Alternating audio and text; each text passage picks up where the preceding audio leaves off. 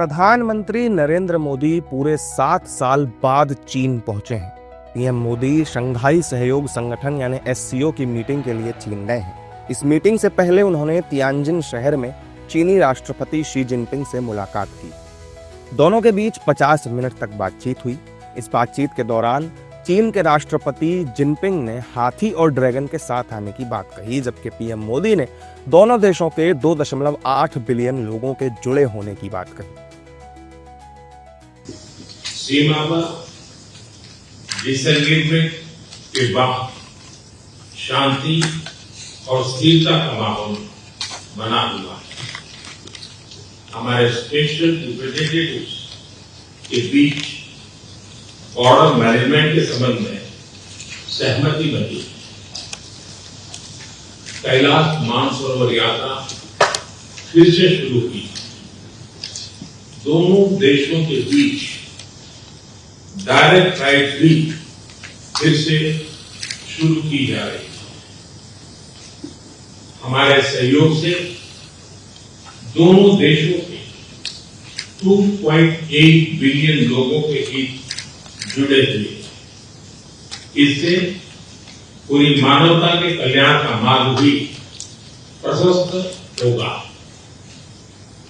परस्पर विश्वास, सम्मान और संवेदनशीलता के आधार पर हम अपने संबंधों को आगे बढ़ाने के लिए इस एससीओ मीटिंग में 20 से ज्यादा देश शामिल हो रहे हैं। मोदी और पुतिन के साथ साथ central Asia, middle east, south Asia और साउथ ईस्ट एशिया के नेता भी इस समिट में हिस्सा ले रहे हैं, जबकि पीएम मोदी सोमवार को रूसी राष्ट्रपति व्लादिमीर पुतिन से भी मिलेंगे।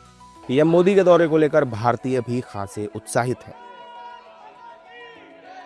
नरेंद्र मोदी जी की ये यात्रा भारत का एक अलग गौरव दिखाती है।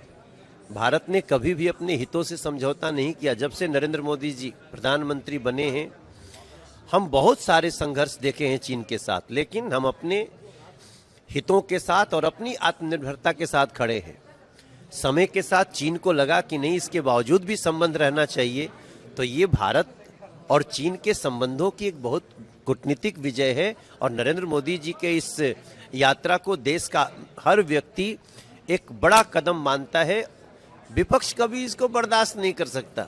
विपक्ष ने तो जितना अहित करना है कर दिया है देश का, लेकिन अब हम अपने पड़ोसियों के साथ अच्छे संबंध भी बनाएंगे और ये यात्रा भारत के विकास में और भी बड़ा बल देगी, इसका विश्वास रखें। देखो, प्रधानमंत्री जी बहुत एक रेड कारपेट वेलकम चाइना ने किया है और जापान से भी बहुत अच्छा उनका ये टूर रहा है। और चाइना में आप देखना यार, बाकी दुनिया एक तरफ, चाइना और भारत एक तरफ अगर हो जाएं तो कोई चीज सामने नहीं मैं समझता आ सकता हूं।